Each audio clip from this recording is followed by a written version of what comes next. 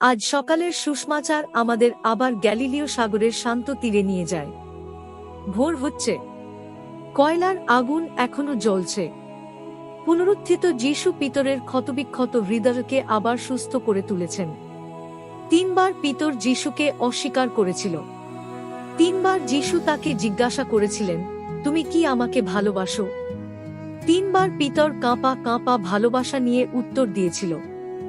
আর তারপর এই পবিত্র মুহূর্তের মাঝে পিতর এমন একটি গভীর মানবিক কাজ করে যাতে আমরা সবাই নিজেদের দেখতে পাই। সে ঘুরে দেখল যোহন পিছনে আসছে এবং জিজ্ঞাসা করল, প্রভু, এর কি হবে? যীশু উত্তর দিলেন এমন কথায় যা সব বিভ্রান্তি কেটে দেয়, তাতে তোমার কি? তুমি আমার অনুসরণ করো। পিতরকে এইমাত্র একটি মিশন অর্পণ করা হয়েছিল। যীশু তার ভবিষ্যৎ সম্পর্কে, এমনকি যে যন্ত্রণা তার জন্য অপেক্ষা করছে সে সম্পর্কেও বলেছিলেন। তবুও খ্রিস্টের দিকে চোখ রাখার বদলে পিতর তৎক্ষণাৎ পাশে তাকিয়ে ফেলল। আমরা কতবার এমনটাই করি? আমরা তুলনার উপর গড়ে ওঠা এক সংস্কৃতিতে বাস করছি। আমরা আমাদের জীবন, পরিবার, চাকরি, আশীর্বাদ, যন্ত্রণা, এমনকি আধ্যাত্মিকতাকেও তুলনা করে থাকি। আমরা চুপচাপ ঈশ্বরকে পিতরের মতোই প্রশ্ন করি, ওর কি হবে? ওদের জীবন এত সহজ কেন? ওদের পরিবার এত সুখী দেখায় কেন? ওরা এত সফল কেন? ওদের পথটা আমার চেয়ে এত সহজ কেন? এই প্রশ্নগুলো করতে করতে আমরা ধীরে ধীরে আমাদের সামনে দাঁড়িয়ে থাকা প্রভুকে ভুলে যাই।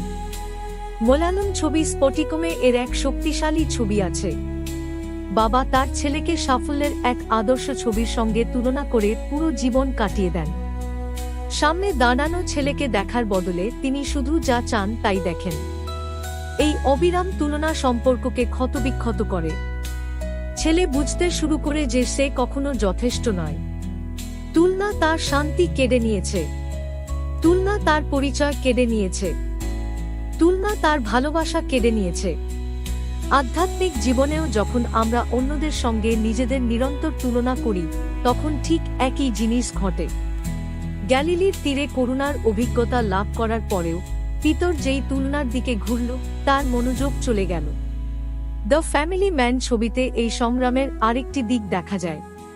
প্রধান চরিত্র তার জীবনের বিকল্প সংস্করণগুলো কল্পনা করতে থাকে। ভাবে যে যদি অন্য সিদ্ধান্ত নিত তাহলে কেমন হতো। এক জীবন বেশি সফল মনে হয়, অন্যটা বেশি রোমাঞ্চকর, আরেকটা বেশি নিরাপদ। কিন্তু কাল্পনিক জীবনে বেঁচে থাকার ট্র্যাজেডি হল, আমরা যে জীবনটা সত্যিই পেয়েছি তাকে গ্রহণ করা বন্ধ করে দিই। পিতর যোহনের ভবিষ্যৎ জানতে চেয়েছিল। সে অন্য একজনের পথ সম্পর্কে স্পষ্টতা চেয়েছিল। কিন্তু যীশু তুলনামূলক প্রশ্নের উত্তর দিতে অস্বীকার করেন। বদলে তিনি বলেন, তাতে তোমার কি? তুমি আমার অনুসরণ করো। অর্থাৎ, পিতর, যোহনের গল্প তোমার ডাক নয়। নিজের ডাকে বিশ্বস্ত থাকো। পিতর শহীদত্বের মাধ্যমে ঈশ্বরের মহিমা প্রকাশ করবেন। যোহন দীর্ঘ সাক্ষ্য ও সহ্য শক্তির মাধ্যমে ঈশ্বরের মহিমা প্রকাশ করবেন। আলাদা আলাদা পথ, আলাদা আলাদা ক্রুশ, আলাদা আলাদা মিশন, কিন্তু দুটোই পবিত্র ছিল। ঈশ্বর কখনো ডাকগুলো কপি পেস্ট করেন না। প্রত্যেক আত্মার নিজস্ব পথ আছে। কেউ প্রকাশ্য সাক্ষ্যের জন্য ডাকা হয়, কেউ লুকানো বলিদানের জন্য, কেউ দৃশ্যমান ক্রুশ বহন করে, কারো ক্ষত কেউ দেখতেও পায় না। কিন্তু পবিত্রতা কখনো অন্যের জীবন পাওয়ার মধ্যে নয়। পবিত্রতা হলো যে জীবন আমাদের দেওয়া হয়েছে তাতে ঈশ্বরকে বিশ্বস্তভাবে ভালোবাসা। অনেক সময় আমরা ভাবি পবিত্রতা শুধু নাটকীয় মুহূর্তে হয়, ভিড়ের সামনে প্রচার করা, অসাধারণ কাজ করা, বিশ্বাসের জন্য বিখ্যাত হওয়া। কিন্তু বেশিরভাগ পবিত্রতা খুব শান্তভাবে ঘটে। সাধারণ ঘরে, সাধারণ কর্মস্থলে, সাধারণ সংগ্রামে। যখন তুমি ক্লান্ত, তখনও পরিবারের সঙ্গে যে ধৈর্য দেখাও, সেটাই পবিত্রতা। কেউ দেখুক বা না দেখুক, যে দয়া দেখাও। সমঝোতা সহজ হলেও যে সততা বজায় রাখো। হৃদয় ক্ষতবিক্ষত হলেও যে ক্ষমা করো। বিশ্বাস শুকনো মনে হলেও যে প্রার্থনা ফিসফিস করে বলো। এই লুকানো কাজগুলো খুব গভীরভাবে গুরুত্বপূর্ণ।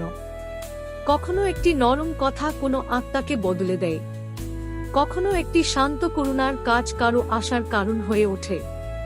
একটি পুরনো স্তোত্র বলে, তারা জানবে আমরা খ্রিস্টান আমাদের ভালোবাসা দেখে, তুলনা দেখে নয়, পদমর্যাদা দেখে নয়, বাহ্যিক চেহারা দেখে নয়, ভালোবাসা দেখে। মানুষ আমাদের যুক্তি ভুলে যেতে পারে, কিন্তু সত্যিকারের ভালোবাসা সহজে ভুলে না। আর হয়তো আজকের সুষমাচারের সবচেয়ে গভীর শিক্ষা এটাই, পিতর যেই পাশে তাকাল তার শান্তি চলে গেল। আমরাও তাই। তুলনা কৃতজ্ঞতা চুরি করে, ঈর্ষা আনন্দ চুরি করে, বিভ্রান্তি শিষ্যত্ব চুরি করে। শয়তানের আমাদের বিশ্বাস পুরোপুরি নষ্ট করার দরকার নেই। অনেক সময় শুধু অন্যদের যাত্রায় আমাদের ব্যস্ত রাখলেই চলে, কিন্তু যিশু আমাদের বারবার সরলতার দিকে ফিরিয়ে আনেন। তুমি আমার অনুসরণ করো, অন্যদের সঙ্গে প্রতিযোগিতা করো নয়, তোমার মূল্য অন্যদের সঙ্গে তুলনা করো নয়, কাল্পনিক ভবিষ্যতে বেঁচে থাকো নয়, শুধু তুমি আমার অনুসরণ করো। খ্রিস্টীয় জীবন আবার সুন্দর হয় যখন তা আবার সরল হয়। যিশুর সঙ্গে চলো, যিশুর উপর বিশ্বাস রাখো, তোমার সামনে যারা আছে তাদের ভালোবাসো।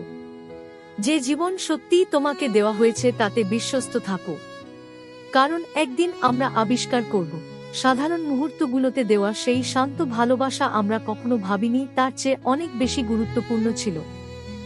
আজ গ্যালিলির তীরে সেই কয়লার আগুনের পাশে পুনরুত্থিত প্রভু এখনো প্রতিটি অশান্ত হৃদয়ের দিকে তাকিয়ে বলছেন, তাতে তোমার কি?